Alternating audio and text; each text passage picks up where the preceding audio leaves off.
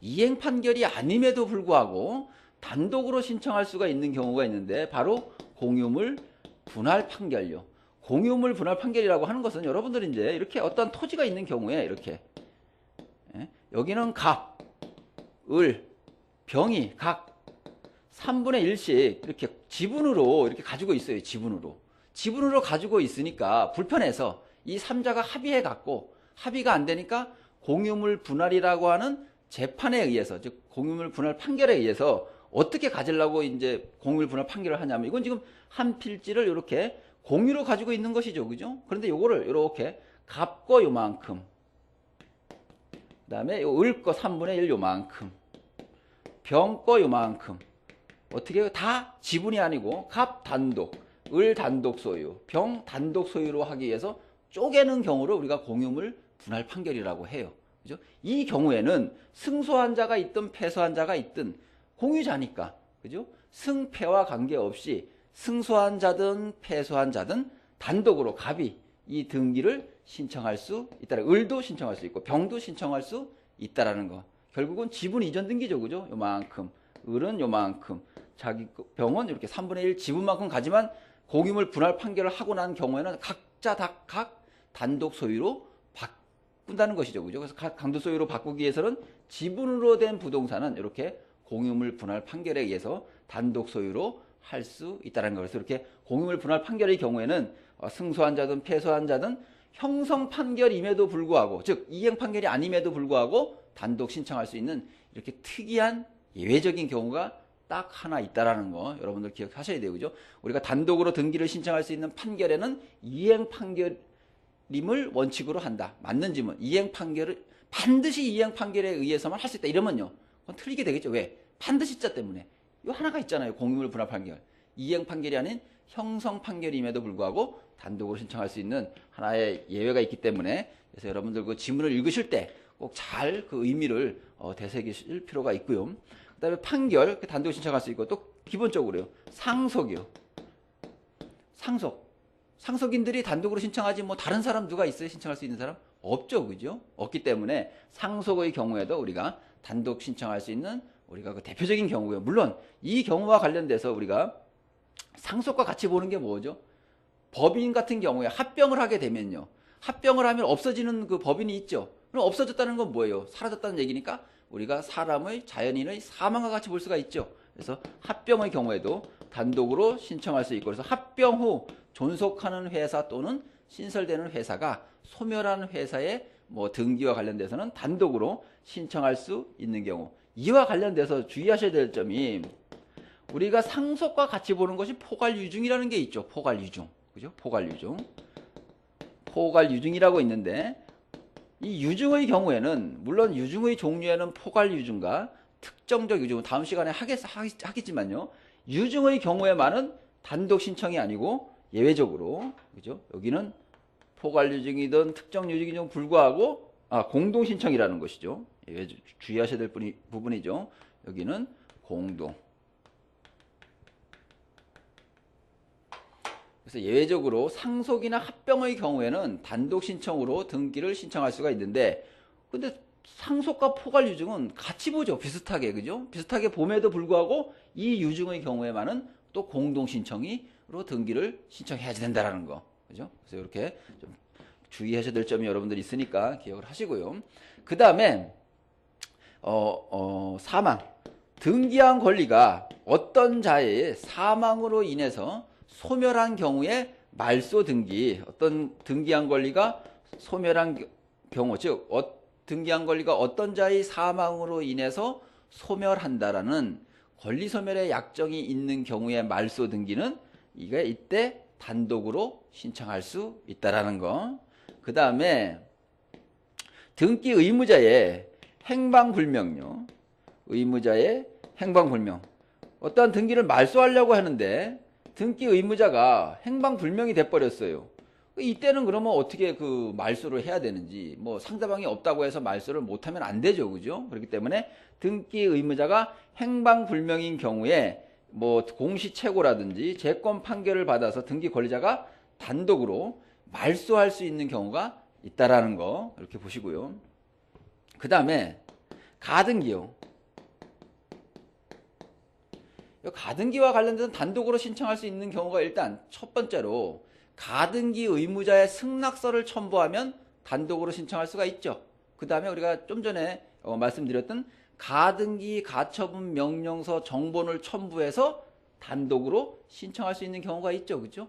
그 다음에 말소와 관련돼서는 가등기 명의인이 즉 소유권 가등기 명의인이 자신의 등기 필증 내지 인감증명서를 첨부해서 말소 등기를 신청할 수도 있고요. 등기상 이해관계인이 가등기 의무자의 승낙서를 첨부해서 단독으로 신청할 수도 있고요. 그죠? 그래서 우리가 가등기와 관련돼서는 가등기 신청의 경우와 말소의 경우 우리가 단독으로 신청할 수 있는 경우가 발생한다라는 거. 그 다음에 여섯 번째요.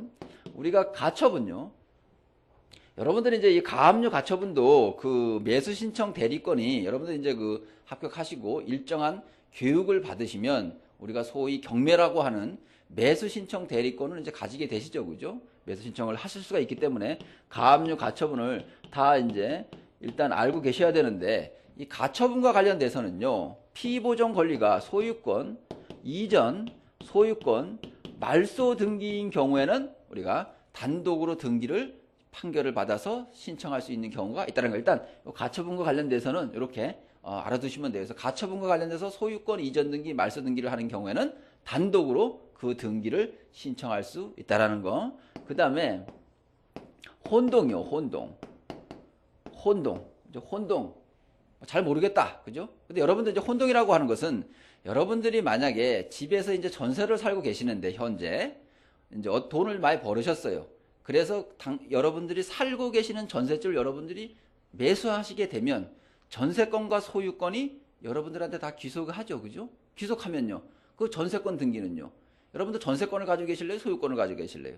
당연히 소유권을 가지고 계시겠죠. 그죠? 그럼 전세권은요. 필요가 없죠. 그래서 혼자서 단독으로 말소할 수 있는 경우, 즉 소유권과 소유권 이외의 권리가 동일인에게 귀속한 경우를 우리가 법률적 용어로 혼동이라고 하죠. 그죠? 여러분 인중 시간에 배우셨을 텐데. 그래서 이 경우는 단독으로 전세권 등기 말소 신청할 수 있게 되겠죠. 그죠? 그래서 혼동의 경우에. 그 다음에 보존 등기요.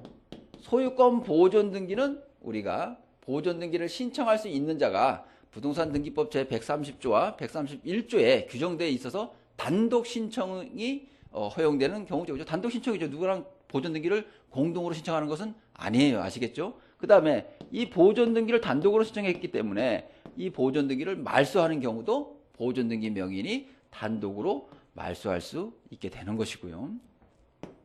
그 다음에 촉탁 등기요. 우리가 관공서가 등기소에 등기를 신청하는 경우를 촉탁 등기를 한다 그랬죠. 이때 촉탁 등기의 경우에는 관공서가 단독으로 신청하는 경우죠. 그죠? 그래서 우리가 촉탁은 넓게 보면 신청에 관한 규정을 준용하고 있기 때문에 넓은 의미의 신청으로 본다 그랬죠. 그래서 이 경우도 촉탁에 의한 경우도 우리가 단독 신청이 허용되는 것이고요.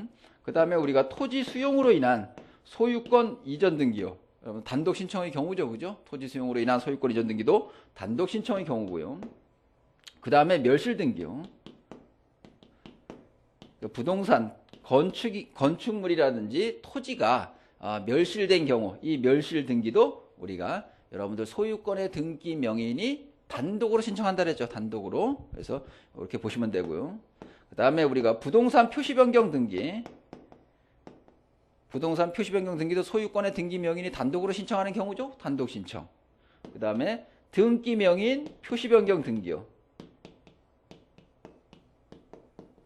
요것도 등기 명의인의 성명이나 주소, 주민등록번호가 변경된 경우에는 단독으로 신청할 수 있는 경우죠. 그죠? 일단 이 정도면 여러분들 우리 등기법과 관련돼서는 단독 신청의 경우를 거의 다 총망라하고 있다고 볼 수가 있어요. 다만 이제 이제 하나씩 개별적으로 나오는 것은 그런 개별적인 등기에서 여러분들 파악해 보시면 되고요. 그래서 이 부분은 여러분들 이제 외우실 때 이렇게 판결과 상속은 여러분들 기본적으로 아시죠. 그죠? 단독 신청이라고 하는 것은 기본적으로 아시는 거니까 그렇게 보시면 되고요. 그래서 이렇게 판사가 무슨 이제 가처분이라는 뭐 가처혼 이렇게 판사가 가처분이라는 것을 이제 행했다 이렇게 외우시면 돼요. 그죠? 그래서 판사가 가처분을 행했다. 그래서 판사행 가처혼보. 그다음에 요 촉탁, 촉수멸, 부등 이런 식으로 일단 그 두 문자라고 표시를 해 놓으시고요. 여러분 이제 그 계속 공부를 하시면서 교재를 보시면서 이렇게 자꾸 눈에 익히시면 이제 암기가 충분히 하실 수가 있어요. 뭐 어려운 게 아니니까.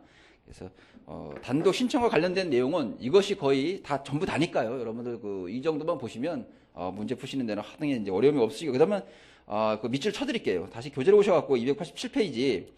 그래서 양가리는 판결에 의한 등기죠. 그래서 동글뱅이 1번 부분에 맨 밑에서 두 번째 줄만 밑줄을 치세요. 그 부동산 등기법 제29조에서 판결에 의한 등기는 승소한 등기 권리자 또는 등기 의무자만으로 요 부분요. 승소한 등기 권리자 또는 등기 의무자만으로 이렇게 패소한 자는 단독 신청할 수 없다. 다만 예외적으로 이제 공유물 분할 판결의 경우는 예외다. 그죠? 그다음에 또 2번 보시면 이행 판결 중에 그 두 번째 줄요. 그래서 이행 판결을 의미하며 확인 판결과 형성 판결은 여기에 포함되지 않는다. 그죠? 그 부분 밑줄을 치셔야 되겠죠. 그다음에 그 동글뱅이 3번요. 여기에 29조의 판결은 확정 판결임을 요한다. 그죠? 확정 판결임을 요한다. 그다음에 페이지 넘기셔 갖고요. 그 동글뱅이 4번요. 이런 판결에 준하는 집행 권한이 우리가 조서가 있다 그랬죠. 그죠? 조서도 여기에 포함되고요. 그다음에 그 동글뱅이 5번 보시면 공유물 분할 판결 보시면 읽어 볼게요. 공유물 분할 판결은 형성 판결에 해당하나 그 소송의 당사자는 원고 또는 피고를 불문하고 공유물 분할 절차에 따른 등기를 단독으로 신청할 수 있다. 이 경우에 그 당사자는 원고 또는 피고를 불문하고 여기에다가요. 그러니까 승패를 불문하고 그렇게 써놓으세요. 승패를 불문하고 그래서 이 경우는 승소한 자든 패소한